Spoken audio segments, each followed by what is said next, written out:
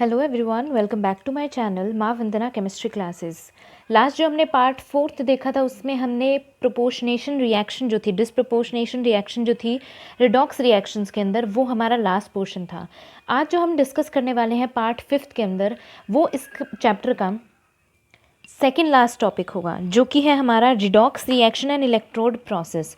वैसे तो electrode process जो है वो मेनली इलेक्ट्रोकेमिस्ट्री के अंदर आता है, ठीक है, इलेक्ट्रोकेमिस्ट्री के अंदर वो इंक्लूड होता है, लेकिन कुछ पोर्शन जो है वो इसके अंदर भी इंक्लूडेड है, यानी कि जो बेसिक है वो इसके अंदर भी बताया गया है। तो हम इसको भी डिस्कस कर लेते हैं। लास्ट जो इसका टॉपिक होगा वो होगा रिएक्शंस, जिसके अंदर हमें बैलेंस करना होगा रिडॉक्स रिएक्शंस को, कि हम रिडॉक्स रिएक्शंस को किस तरीके से बैलेंस कर सकते हैं, वो हम देखेंगे लास्ट टॉपिक के अंदर। तो अभी जो हमें देखना है वो है redox process and electrode processes, ठीक है। सबसे पहले हमें देखना होगा रिडॉक्स प्रोसेस क्या है, ठीक है।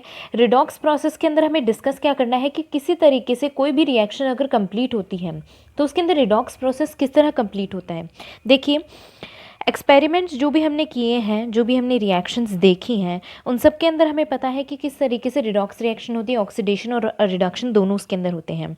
जैसे कि फॉर एग्जांपल हम क्या कर रहे हैं, कोई भी जिंक की रॉड ले रहे हैं, उसको हम डिप कर रहे हैं कॉपर सल्फेट के सॉल्यूशन के अंदर, ठीक है। तो उसके बाद में जो हमें मिलता है, रिडॉक्स रिएक्शन होती है, कंप्लीट इसमें रिएक्शन होती है। तो जिंक जो होता है किस तरीके से ऑक्सीडाइज हो जाता है आयंस की फॉर्म से, यानी कि इसके अंदर एक तरीके से रिएक्शन क्या होती है, ZnSO4 प्लस कॉपर। लेकिन जब इसके अंदर हम एक आयनिक रिएक्शन देखते हैं कि कंप्लीट इसके अंदर आयनिक रिएक्शन क्या होती है, वो आयनिक रिएक्शन जो इसके अंदर कंप्लीट होती है वो इस तरीके से होती है, जिंक प्लस कॉपर प्लस 2, ये वाली कंडीशन होती है इसके अंदर, ठीक है। ये जो होती है जिंक होता है, ये एटॉमिक फॉर्म के अंदर प्रेजेंट होता है, इस वजह से इसके अंदर कोई भी तरीके से चार्ज नहीं होता है। लेकिन जब ये फॉर्म होता है तो इसमें होता है जिंक प्लस 2 प्लस क्या होता है, कॉपर की फॉर्मेशन होती है, ठीक है। यानी कि ये वाली जो रिएक्शन है, जब ये आयनिक फॉर्म के अंदर हम देखते हैं तो ये इस तरीके से होती है। एक्चुअली में होता क्या है भाई, इस रिएक्शन के अंदर क्या होता है, इस रिडॉक्स रिएक्शन के अंदर जब होता है तो ड्यूरिंग दिस रिएक्शन जिंक क्या हो जाता है, ऑक्सीडाइज टू जिंक आयन की फॉर्म्स में, और जो कॉपर है वो रिड्यूस हो जाता है मेटेलिक कॉपर से, जिससे क्या है डायरेक्ट ट्रांसफर हो जाता है इलेक्ट्रॉन्स का। किससे होता है, डायरेक्ट क्या हो जाता है, ट्रांसफर हो जाता है इलेक्ट्रॉन का फ्रॉम कॉपर टू जिंक, ठीक है। इस रिएक्शन के अंदर कुछ अमाउंट ऑफ हीट जो है, कुछ अमाउंट ऑफ हीट जो है वो क्या हो जाती है, इवॉल्व हो जाती है। अब हम इसे मॉडिफाइडली एक्सपेरिमेंट देखेंगे कि ये अगर हम कह सकते हैं कि अगर हम इनके सॉल्यूशंस लें, यानी कि अगर हम इन्हें बीकर्स में डालें तो किस तरीके से रिएक्शन होगी, किस तरीके से वो रिएक्शन कंप्लीट होगी, और कौन से प्रोसेस से ऑक्सीडेशन और रिडक्शन इन दोनों के अंदर होगा सॉल्यूशन में, वो चलिए हम देखते हैं। चलिए अब हम देखेंगे कि ये जो रिएक्शन हुई है, ये इलेक्ट्रॉन्स का ट्रांसफ़र किस तरीके से इनडायरेक्टली मॉडिफाई होता है कैथोड एनोड के प्रोसेस से, ठीक है। हमने क्या किया है, हमने लिया है कॉपर सल्फेट का सॉल्यूशन इन अ बीकर, और उसके अंदर हमने डाल दी है कॉपर की स्ट्रिप। ये जो हमारे पास में सॉल्यूशन है, ये है किसका, कॉपर सल्फेट का सॉल्यूशन, और उसके अंदर हमने डाल दी है कॉपर की स्ट्रिप, ठीक है, या फिर यूँ कह सकते हैं कॉपर की इलेक्ट्रोड हमने डाल दी है। नाउ अब हमने क्या किया है, इसी तरीके से सेम इसी तरह से जिंक सल्फेट का सॉल्यूशन लिया है। यहाँ पे जो सॉल्यूशन है वो है जिंक सल्फेट का। जिंक सल्फेट का हमने सॉल्यूशन लिया है इन अनदर बीकर, और इसके अंदर हमने क्या डाल दिया है, जिंक की इलेक्ट्रोड या जिंक की रॉड डाल दी है। Now reaction takes place in either of the beaker, और इन दोनों के बीच में इंटरफेस ऑफ द मेटल हमने क्या लगा दिया है, एक salt solution in each beaker, ठीक है, जिससे क्या हो, रिडक्शन और ऑक्सीडेशन जो हो वो हो सके, और स्पीसीज का जो ट्रांसफ़र है यानी कि जिंक का या फिर कॉपर का, वो इजीली हो सके। These represents this species in the reduction and oxidation half reaction, यानी इसके अंदर सॉल्ट ब्रिज क्या हेल्प करेगा, इनकी हाफ रिएक्शन को कंप्लीट करने के लिए हेल्प करेगा इनकी। रिडॉक्स कपल, एक रिडॉक्स कपल की आपकी टर्म आती है एनसीईआरटी के अंदर। रिडॉक्स कपल क्या होता है, as having together the oxidized and reduce form of a substance taking part in oxidation and reduction, oxidation और रिडक्शन हाफ सेल, यानी कि कोई भी ऑक्सीडाइज या रिड्यूस स्पीशीज क्या हो रही हो, किसी सॉल्यूशन के अंदर साइमल्टेनियसली क्या हो रही हो, चेंज हो रही हो ऑक्सीडेशन और रिडक्शन के प्रोसेस में, और किसके अंदर हो रही हो, ये एक हाफ रिएक्शन के अंदर हो रही हो, इसी तरीके को कहा जाता है रिडॉक्स कपल, ठीक है। अब हमने क्या किया है, इस सॉल्यूशन के अंदर हमने करंट फ्लो करवा दिया है, ठीक है। ऑब्वियसली करंट फ्लो होने की जो डायरेक्शन होगी वो क्या होगी, इस तरह से होगी, और जो कह सकते हैं करंट फ्लो की जो डायरेक्शन है वो इस तरीके से होगी, फ्रॉम पॉजिटिव टू नेगेटिव। और जो इलेक्ट्रॉन फ्लो की डायरेक्शन है, इलेक्ट्रॉन फ्लो की जो डायरेक्शन है वो होगी इस तरह से, यानी कि वो होती है फ्रॉम नेगेटिव टू पॉजिटिव। हम देखेंगे कि इस वाले बीकर के अंदर होगा ऑक्सीडेशन, ठीक है, इस बीकर के अंदर होता है ऑक्सीडेशन, यानी कि क्या होगा, जिंक किस में कन्वर्ट होगा, जिंक +2 और 2 इलेक्ट्रॉन्स को क्या कर देगा, रिमूव कर देगा। इसी तरीके से इस बीकर के अंदर होता है रिडक्शन, ठीक है, और रिडक्शन के अंदर क्या होगा, जो कॉपर +2 है वो क्या करेगा, 2 इलेक्ट्रॉन्स को एक्सेप्ट करेगा और किस फॉर्म में चेंज हो जाएगा, कॉपर के अंदर। अब जब हम इन्हें रिप्रेजेंट करते हैं इन दोनों इलेक्ट्रोड्स को रिडॉक्स कपल के अंदर, तो इन्हें हमेशा इस तरीके से रिप्रेजेंट किया जाता है Zn+2 और फिर जिंक, और इसे रिप्रेजेंट किया जाता है कॉपर +2 और फिर कॉपर। सबसे पहले क्या किया जाता है, दोनों के अंदर ऑक्सीडाइज फॉर्म जो होती है वो पहले रखी जाती है और जो रिड्यूस फॉर्म होती है उसको बाद में रखा जाता है, ठीक है। तो यहाँ पे हमने पहले ऑक्सीडाइज फॉर्म रखी, फिर रिड्यूस फॉर्म, और इसमें भी ऑक्सीडाइज फॉर्म रखी है और फिर रिड्यूस फॉर्म रखी है। अब हम देखेंगे कि इस रिएक्शन के अंदर जो हमने इसमें इसे एक तरीके से डैनियल सेल कहा जाता है। इस रिएक्शन के अंदर हमने जो भी प्रोसेस करवाया है, इसके अंदर कौन कौन से चेंजेस आए हैं, कौन कौन से पॉइंट्स हैं जो हमें ध्यान रखने होंगे जो इस प्रोसेस के अंदर हुए हैं। चलिए, सबसे पहला पॉइंट तो ये है कि जो जिंक रॉड है on which oxidation takes place act like anode, and copper rod on which reduction takes place act like cathode. Zinc rod जो होगी जिसपे कौन क्या होता है, ऑक्सीडेशन होता है, वो किसकी तरह एक्ट करती है, वो एनोड की तरह एक्ट करती है। और जो कॉपर रोड होती है जिस पे क्या होता है, रिडक्शन होता है, वो किस तरह से एक्ट करती है, वो एक्ट करती है कैथोड की तरह। ये चीज़ बहुत अच्छी है और बहुत इंपॉर्टेंट पॉइंट है, ये चीज़ आपको ध्यान रखनी होगी। ये वाला कंप्लीट प्रोसेस जो है, इस कंप्लीट प्रोसेस के अंदर जिंक और कॉपर की जो रोड है वो मेनली इन्हीं कह सकते हैं कि प्रोसेसेस के लिए प्रेजेंट थी, ठीक है। नेक्स्ट जो आता है हमारा सेकेंड पॉइंट जो आता है इसके अंदर, वो ये आता है कि जो वेट है किसका, जिंक रॉड का, जो वेट है जिंक रॉड का, वो क्या हो जाता है भाई, जिंक रॉड का जो वेट है वो डिक्रीज़ हो जाता है, वो हो जाता है डिक्रीज़। और जबकि जो दूसरी वाली रॉड होती है, दैट इज़ कॉपर वाली जो रॉड होती है, कॉपर वाली रॉड का जो वेट होता है वो हो जाता है इंक्रीज़, वो क्या हो जाता है, इंक्रीज़ हो जाता है, ठीक है। बिकॉज क्या हो रहा है, जिंक वाली जो रॉड है उसके ऊपर क्या हो रहा है, ऑब्वियसली ऑक्सीडेशन हो रहा है। ऑक्सीडेशन होने की वजह से वो क्या कर रही हैं, इलेक्ट्रॉन को लूज़ कर रही हैं, जिस वजह से इसका जिंक का जो वेट होता है वो डिक्रीज़ हो जाता है और कॉपर के वेट पे डिपॉजिट होने लग जाते हैं, जिस वजह से इनका वेट जो है इंक्रीज़ हो जाता है। नेक्स्ट क्या है, कंसनट्रेशन जो है ZnSO4 सॉल्यूशन की, वो क्या हो जाती है, इंक्रीज़ हो जाती है। और जो कंसनट्रेशन है, ये पॉइंट्स आपको ध्यान रखने हैं, इस प्रोसेस के लिए बहुत ज़्यादा ज़रूरी है। कॉपर सल्फेट सॉल्यूशन की वो हो जाती है डिक्रीज़, ठीक है भाई। नेक्स्ट आता है हमारे पास में पॉइंट नंबर 4, इलेक्ट्रॉन फ्लो जो होता है वो कहाँ से होता है, जिंक से लेके कहाँ तक होता है इलेक्ट्रॉन का फ्लो, कॉपर तक होता है। यानी कि हम क्या कह सकते हैं, इलेक्ट्रॉन का जो फ्लो हो रहा है वो वो फ्रॉम एनोड टू कैथोड हो रहा है। क्यों, क्योंकि जो जिंक है वो किस तरीके से बिहेव कर रही थी, एनोड के तरीके से बिहेव कर रही थी। तो जो जिंक का जो इलेक्ट्रॉन का फ्लो होता है वो किस तरीके से होता है, इलेक्ट्रॉन फ्लो वो कहाँ से कहाँ होगा, जिंक से लेके कॉपर तक होगा। और जो हम कह सकते हैं कि एनोड से कैथोड होगा। और अगर हम कहें कि जो सर्किट फ्लो होता है, यानी जो करंट जो फ्लो होता है वो किस तरीके से होगा भाई, वो होगा फ्रॉम कैथोड टू एनोड। किस डायरेक्शन में होता है, अपोजिट डायरेक्शन के अंदर होता है, ठीक है। ये हो गया नॉर्मल पॉइंट्स जो आपको याद रखने हैं कौन से प्रोसेस के लिए, जो हमने डैनियल सेल डिस्कस किया है, इसके अंदर कौन कौन से चेंजेस आते हैं इस प्रोसेस के लिए। चलिए, अब एक चीज़ और डिस्कस करने वाली है, दैट इज़ सॉल्ट ब्रिज। बहुत से स्टूडेंट को ये प्रॉब्लम आती है कि सॉल्ट ब्रिज एक्चुअली में क्या होता है और क्या फंक्शन होता है सॉल्ट ब्रिज का, वो हम अभी देख लेते हैं। बिकॉज ऑब्वियसली बाद में फिर मुझे कमेंट सेक्शन में कमेंट आएंगे कि मैम सॉल्ट ब्रिज का फंक्शन नहीं बताया आपने। सॉल्ट ब्रिज एक तरीके का इन्वर्टेड यू शेप्ड की एक ट्यूब होती है, जो हम यहाँ पे इसके अंदर यूज़ कर रहे हैं।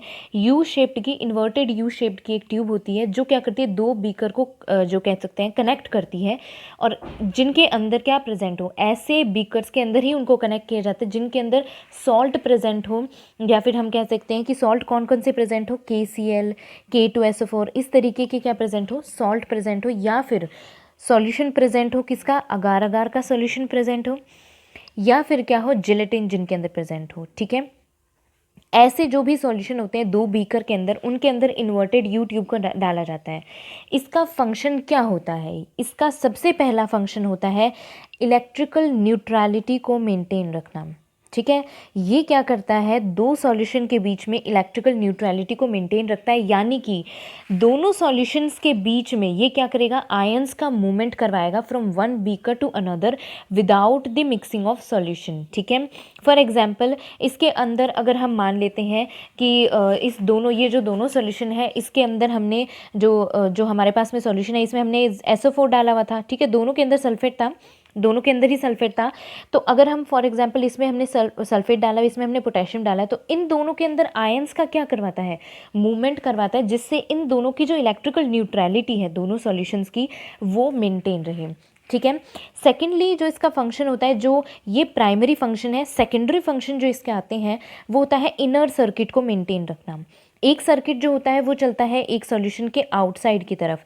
ठीक है, जो बाहर की तरफ चलता है, हमने स्विच ऑन कर दिया, स्विच ऑन करने के बाद में करंट फ्लो हो रहा है इस तरीके से। तो ये जब करंट फ्लो हो रहा है तो जो इंटरनल सर्किट जो होगा उसे कौन मेंटेन रखेगा, ऑब्वियसली ये सॉल्ट ब्रिज। ये यहाँ से यहाँ जाएगा, फिर वापस से सॉल्यूशन, इस तरीके से इलेक्ट्रिकल न्यूट्रलिटी भी मेंटेन होती रहेगी इनकी, और ये जो इंटरनल सर्किट है वो भी इसके अंदर मेंटेन रहेगा। नेक्स्ट आता है हमारा third point, to avoid liquid liquid junctions potential between both the solution, यानी कि दोनों सॉल्यूशन के बीच में लिक्विड लिक्विड जंक्शन जो होता है उसे अवॉइड करना। लिक्विड लिक्विड जंक्शन क्या होता है भाई, जिसे कहा जाता है LLJP, liquid liquid junction potential, liquid liquid junction potential. ये क्या करता है, एक तरीके से पोटेंशियल डिफरेंस क्रिएट नहीं करता है दोनों के सॉल्यूशंस के आयंस की वजह से। फॉर एग्जांपल अगर इसमें कोई आयन प्रेजेंट हो जिसका चार्ज ज़्यादा हो, इसमें कोई आयन प्रेजेंट हो जिसका चार्ज कम हो, तो उनके बीच में क्या हो, एक तरीके का लिक्विड लिक्विड जंक्शन डेवलप नहीं हो, उसको क्या करता है, अवॉइड करता है। अगर लिक्विड जंक्शन पोटेंशियल इनके बीच में डेवलप हो जाएगा तो उस वजह से क्या होगा, इनमें एक पोटेंशियल डिफरेंस एक्सटेंड होने लग जाएगा, यानी जितना पोटेंशियल डिफरेंस हमें चाहिए उससे कहीं ज़्यादा हो जाएगा, और ये डिपोजिशन जो होगा, ये जो प्रोसेस होगी रिडॉक्स रिएक्शन की, वो कंप्लीट नहीं होगी। तो इसके लिए क्या किया जाता है, लिक्विड लिक्विड जंक्शन इन दोनों के बीच में एक तरीके का पोटेंशियल ना डेवलप हो, उसकी वजह से जो है इनके बीच में एक सॉल्ट ब्रिज लगाया जाता है। ठीक है। अब देखिए कई बार क्वेश्चन आता है कि कौन से तरीके का सॉल्ट ब्रिज हमें यूज़ करना चाहिए, कौन से तरीके का सॉल्ट ब्रिज हमें यूज़ नहीं करना चाहिए। तो उसके लिए देखिए मैं आपको बता देती हूँ कि कौन से तरह का सॉल्ट ब्रिज हमें यूज़ करना चाहिए। यानी कि एक तरीके से हम समझ सकते हैं कि प्रॉपर्टीज़ क्या होनी चाहिए सॉल्ट ब्रिज की, अगर हम उसे यूज़ कर रहे हैं किसी भी प्रोसेस के अंदर। ठीक है, सॉल्ट ब्रिज, देखिए सबसे पहली जो इसकी प्रॉपर्टी होती है सॉल्ट ब्रिज की, वो ये होती है कि बोथ कैटायन और एनायन हैव इक्वल मोबिलिटी। सबसे पहली जो ज़रूरत होती है कि मोबिलिटी जो होती है टूवर्ड्स कैटायन एंड एनायन वो इक्वल होनी चाहिए। Mobility towards cation and anion must be क्या होनी चाहिए, इक्वल, मस्ट बी इक्वल। यानी कि ऐसा नहीं हो कि कैटायंस के लिए ज़्यादा मोबाइल हो और एनायंस के लिए कम इनकी मोबिलिटी हो, बिल्कुल ऐसा नहीं होना चाहिए। दोनों की, कैटायंस और एनायंस की दोनों की जो मोबिलिटी है वो इक्वल पे होनी चाहिए, इक्वल डिफरेंस होना चाहिए कि अगर कैटायन को अलाउ करा है तो एनायन को भी अलाउ करना चाहिए। ठीक है। नेक्स्ट है सॉल्ट जो showed salt showed not react with any electrolytes present in the solution. यानी कि जो इस सॉल्ट ब्रिज के अंदर, जो हमने पीछे सॉल्ट ब्रिज देखा था, उसके अंदर जो भी सॉल्ट प्रेजेंट हो, ठीक है, वो जो सॉल्यूशन के अंदर सॉल्ट प्रेजेंट हो उनके साथ में रिएक्ट नहीं करना चाहिए। मतलब इसकी जो कह सकते हैं हम प्रॉपर्टी होनी चाहिए वो होनी चाहिए न्यूट्रल, न्यूट्रल प्रॉपर्टीज़ इसकी होनी चाहिए। किसी भी सॉल्ट के साथ में इसका रिएक्शन नहीं होना चाहिए। अगर इसका रिएक्शन होने लग जाएगा तो एक तरीके का नया कैटायन या फिर नया एनायन बनने की फॉर्मेशन हो जाएगी, बनने का प्रोसेस होने लग जाएगा, जिस वजह से हमारी रिडॉक्स रिएक्शन कंप्लीट नहीं होगी। ठीक है। उसके लिए हमें क्या करना पड़ता है, उसके लिए हमें ऐसा ही एक सॉल्ट ब्रिज यूज़ करना चाहिए जो क्या हो, न्यूट्रल रहे, उसकी प्रॉपर्टीज़ जो हो वो न्यूट्रल हो। ठीक है। अब देखिए हमने जो पीछे सेल बनाया था, हमने जो ये पीछे डैनियल सेल बनाया है, इसको रिप्रेजेंट करने का एक तरीका होता है। ठीक है, जिसके अंदर सॉल्ट ब्रिज अगर हम लगा रहे हैं तो इसको रिप्रेजेंट करने का एक तरीका होता है, वो मैं आपको यहीं बता देती हूँ कि हमेशा एक इलेक्ट्रोकेमिकल सेल को, ये वैसे आता है इलेक्ट्रोकेमिस्ट्री में है, वहाँ भी हम थोड़ा सा डिस्कस कर लेंगे, लेकिन आपको ध्यान रखना होगा कि एक इलेक्ट्रोकेमिकल सेल को रिप्रेजेंट करने का जो तरीका होता है वो क्या होता है। फॉर एग्जाम्पल हम क्या कर रहे हैं, हमने जिंक और कॉपर लिया था ऑब्वियसली, तो उसको हम रिप्रेजेंट करेंगे कि पहले जो है हमें ऑक्सीडेशन हाफ सेल को रिप्रेजेंट करना होता है। Zinc zinc +2। ठीक है, हमने क्या किया है, ऑक्सीडेशन हाफ सेल को रिप्रेजेंट किया जो कि पहले जिंक था, बाद में कन्वर्ट हुआ जिंक पॉजिटिव के अंदर, जिंक +2 के अंदर। बीच में इस तरीके से दो लाइन जो होती हैं वो ड्रॉ की जाती हैं, ये दो लाइन रिप्रेजेंट करती हैं सॉल्ट ब्रिज को। ठीक है, उसके बाद में हम रिप्रेजेंट करेंगे रिडक्शन हाफ सेल को। रिडक्शन हाफ सेल में सबसे पहले हमारे पास में कॉपर +2 था जो बाद में कन्वर्ट हुआ था कॉपर के अंदर, इस वजह से इसे लिखा जाएगा Cu+2/कॉपर। ठीक है, यानी कि अगर हम इसे रिप्रेजेंट करें तो यानी कि हम लिखेंगे, सबसे पहले हमें लिखना होता है oxidation half cell. Oxidation half cell के बाद में हमें रिप्रेजेंट करना होता है सॉल्ट ब्रिज को, जो कि हमने यूज़ किया है, तो अगर नहीं यूज़ किया है तो हम उसे उसी तरीके से छोड़ देते हैं। फिर हमें जो रिप्रेजेंट करना होता है दैट इज़ हमारा रिडक्शन हाफ सेल। ठीक है, हमेशा ध्यान रखिएगा एक इलेक्ट्रोकेमिकल सेल को इसी तरीके से रिप्रेजेंट किया जाता है, हमेशा यही प्रोसेस होता है रिप्रेजेंट करने का। ठीक है, अब बात आती है next cheese that is electrode potential. इस प्रोसेस के अंदर जो हमने डैनियल सेल देखा है, इसके अंदर एक तरीके से इलेक्ट्रोड पोटेंशियल डेवलप होता है। ठीक है, इलेक्ट्रोड पोटेंशियल क्या होता है वो हमें सबसे पहले समझना होगा, और इलेक्ट्रोड पोटेंशियल को समझने के बाद में इसमें एक टर्म आती है स्टैंडर्ड इलेक्ट्रोड पोटेंशियल या फिर स्टैंडर्ड पोटेंशियल इलेक्ट्रोड, जिसे कि किससे डिनोट किया जाता है, E0 से डिनोट किया जाता है, वो भी हम समझेंगे। सबसे पहले समझिए इलेक्ट्रोड पोटेंशियल क्या होता है। देखिए, इलेक्ट्रोड पोटेंशियल क्या होती है, tendency of an element to lose और gain electron is called electrode potential. यानी कि कोई भी एलिमेंट की टेंडेंसी होती है या तो इलेक्ट्रॉन को लूज, टेंडेंसी ऑफ एलिमेंट क्या टेंडेंसी होती है, या तो इलेक्ट्रॉन्स को लूज करने की, टू इधर लूज इलेक्ट्रॉन और टू इधर गेन इलेक्ट्रॉन। ठीक है, ये जो टेंडेंसी होती है इसी को कहा जाता है is known as electrode potential. EP से डिनोट कर रही हूँ, समझ आइएगा, इसे कहा जाता है इलेक्ट्रोड पोटेंशियल। ठीक है, इलेक्ट्रोड पोटेंशियल जो होता है वो दो तरीके का होता है। ठीक है, टाइप्स ऑफ इलेक्ट्रोड पोटेंशियल अगर आपसे पूछ लिया जाए तो ये होता है दो तरीके से। फर्स्ट जो होता है वो होता है reduction potential, RP is reduction potential. ठीक है, नाम से ही आपको पता चल रहा होगा कि इसके अंदर क्या होगा। ठीक है, सोचिए आप। नेक्स्ट होता है सेकंड वाला जो होता है वो होता है ऑक्सीडेशन पोटेंशियल। इसके भी नेम से पता चल रहा है कि इसमें क्या प्रोसेस होगा। ठीक है, सबसे पहले देखिए, हम देखेंगे रिडॉक्स या फिर reduction potential. Reduction potential element की वो प्रोबेबिलिटी होती है जिसमें क्या हो, टेंडेंसी टू इधर गेन इलेक्ट्रॉन। ठीक है, only and only tendency to gain electron, ये क्या है, रिडक्शन पोटेंशियल होता है। ऑक्सीडेशन पोटेंशियल क्या होता है, tendency to lose electrons. Okay, tendency to lose electrons, ये होती है टेंडेंसी ऑक्सीडेशन पोटेंशियल की। और हमेशा ध्यान रखिएगा इलेक्ट्रोड पोटेंशियल में रिडक्शन पोटेंशियल और ऑक्सीडेशन पोटेंशियल हमेशा इक्वल होते हैं। यानी कि अगर कोई एलिमेंट जो है उसकी प्रोबेबिलिटी है इलेक्ट्रॉन्स को गेन करने की, तो उतनी ही उसकी प्रोबेबिलिटी होगी इलेक्ट्रॉन्स को लूज करने की। समझ आ गई है आपको बात, बहुत ईजी है ये कंसेप्ट। नेक्स्ट हमारे पास में जो पॉइंट आता है that is standard electrode potential या स्टैंडर्ड पोटेंशियल इलेक्ट्रोड। ठीक है, ये भी रिलेटेड है बिल्कुल इसी से, किससे रिलेटेड है, इलेक्ट्रोड पोटेंशियल। तो दोनों बहुत इंपॉर्टेंट पॉइंट है, आपको ध्यान रखने हैं। ठीक है, स्टैंडर्ड इलेक्ट्रोड पोटेंशियल जो होता है इसे डिनोट किया जाता है E0 से, हमेशा ध्यान रखिएगा। अब देखिए स्टैंडर्ड इलेक्ट्रोड पोटेंशियल क्या होता है, electrode potential of an electrode at standard conditions. Standard conditions कौन सी होती हैं भाई, पीछे बहुत बार आ चुकी हैं। स्टैंडर्ड कंडीशंस कौन सी होती हैं, सबसे पहले तो क्या होती है स्टैंडर्ड कंडीशन, स्टैंडर्ड टेम्परेचर लिया जाता है। स्टैंडर्ड टेम्परेचर कितना होगा, 298 केल्विन टेम्परेचर। ठीक है, और दूसरी ली जाती है स्टैंडर्ड प्रेशर, और स्टैंडर्ड प्रेशर कितना होता है भाई, स्टैंडर्ड प्रेशर होता है 1 बार। ठीक है, या फिर इसको हम लिख सकते हैं 1 एटमॉस्फेरिक प्रेशर। ये जो कंडीशंस किसी भी इलेक्ट्रोड पोटेंशियल के अंदर मेंटेन की जाती है उसे कहा जाता है स्टैंडर्ड इलेक्ट्रोड पोटेंशियल। अब देखिए स्टैंडर्ड इलेक्ट्रोड पोटेंशियल जो होता है वो भी दो तरीके का होता है। स्टैंडर्ड इलेक्ट्रोड पोटेंशियल जो होता है ये भी दो तरह का होता है, बिल्कुल इलेक्ट्रोड पोटेंशियल की तरह से। सबसे पहले तो होता है standard reduction potential and second one is standard oxidation potential. ठीक है, अब देखिए स्टैंडर्ड रिडक्शन पोटेंशियल क्या होगी, tendency to gain electron, tendency to gain electron, यानी कि जो स्टैंडर्ड कह सकते हैं रिडक्शन पोटेंशियल होगा उसकी टेंडेंसी होती है इलेक्ट्रॉन्स को गेन करने की। स्टैंडर्ड ऑक्सीडेशन पोटेंशियल जो होता है उसकी प्रोबेबिलिटी जो होती है वो होती है टेंडेंसी टू लूज इलेक्ट्रॉन्स। ठीक है, टेंडेंसी टू लूज़ इलेक्ट्रॉन, और ये बिल्कुल उसी तरीके से है जिस तरीके से इलेक्ट्रोड पोटेंशियल है। ठीक है, गेन और लूज़ करने की जो टेंडेंसी है एक एक कह सकते हैं इलेक्ट्रोड की, किसके अंदर, एक सॉल्यूशन के अंदर, या फिर जो हमने डैनियल सेल बनाया हुआ था उसके अंदर। देखिए यहाँ पे इलेक्ट्रोड पोटेंशियल जो थे वो दोनों एक दूसरे के इक्वल थे।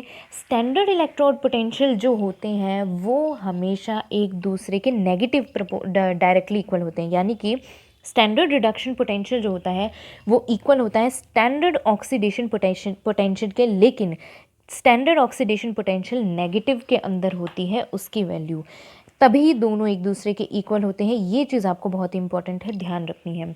एक चीज़ और आपको ध्यान रखनी है कि हमेशा जो रिएक्टिविटी होती है किसी भी मेटल की, किसी भी मेटल की जो रिएक्टिविटी होती है, जो हम इलेक्ट्रोड्स दोनों लेंगे उसमें जो मेटल की रिएक्टिविटी होगी वो डायरेक्टली प्रोपोर्शनल होगी स्टैंडर्ड ऑक्सीडेशन पोटेंशियल के, और वो इन्वर्सली प्रोपोर्शनल होगी स्टैंडर्ड रिडक्शन पोटेंशियल के।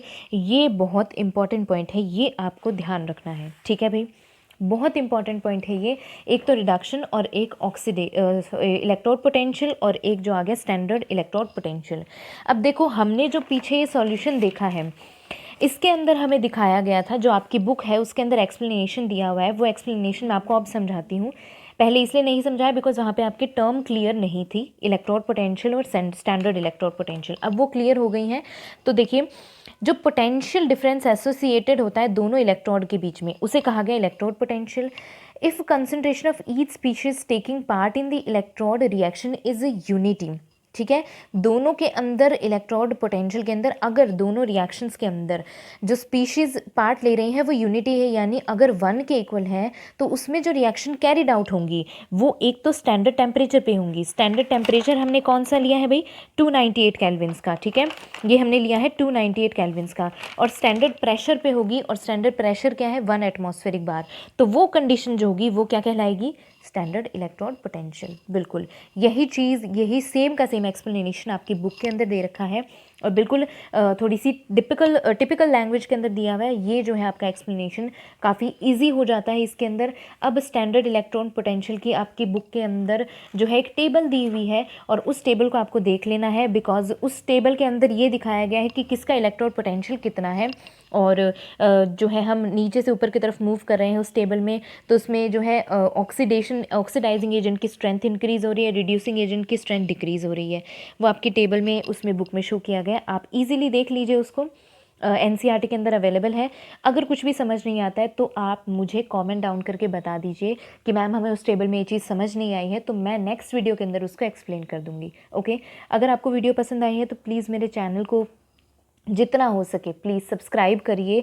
वीडियोस अगर आपको पसंद आ रही हैं तो इन्हें लाइक करिए, शेयर करिए अपने फ्रेंड्स के साथ में, बिकॉज़ मुझे नहीं लगता कि इस टाइम से ज़्यादा किसी को इन वीडियोस की ज़रूरत होगी, बिकॉज़ कोई भी स्कूल्स वगैरह जो है ओपन अभी नहीं हो पाए हैं, तो आपके लिए बहुत ज़्यादा हेल्पफुल होंगी ये वीडियोस। तो जितना हो सके अपने फ्रेंड्स को शेयर कीजिए और उनके साथ इन वीडियोस को डिस्कस कीजिए, और कोई भी प्रॉब्लम हो तो मुझे कमेंट करिए। मिलते हैं नेक्स्ट वीडियो के अंदर। Till then take care, bye bye.